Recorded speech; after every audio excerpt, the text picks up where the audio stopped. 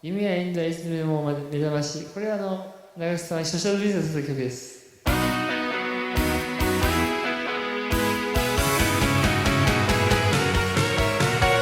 夢のエンドはいつも目覚まし恋してておく。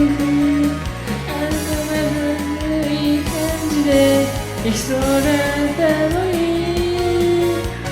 夢エンドでしたのに、いつも一人自分がほらを吹く。おかげで今夜はローリンラリンだ。鳥を置いているとそれなりに楽しいやつなんですが、もう近くにいるとのばがまますさずしさ潔いです。あれでそれってもしかしてそう私なんです。だからこそ余計に腹が立つからしない。夢のエンドはいつも目覚ましきた上を吹く。あんなに子はこの辺じゃ投げないのに、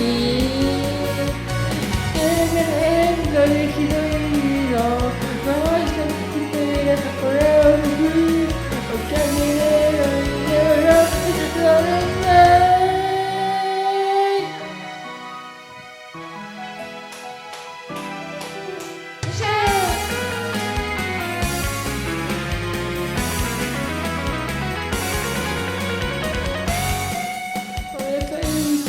虚しい症状は長いしないですが、お人よしでなんとも避けなくて何事とは思えません。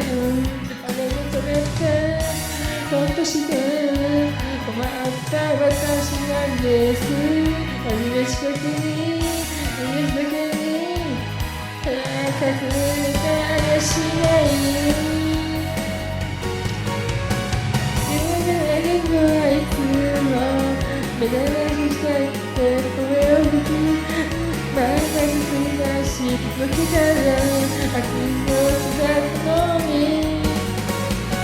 夢のエンドでのようにもう一人が声を吹く。結局の家をごめんごめん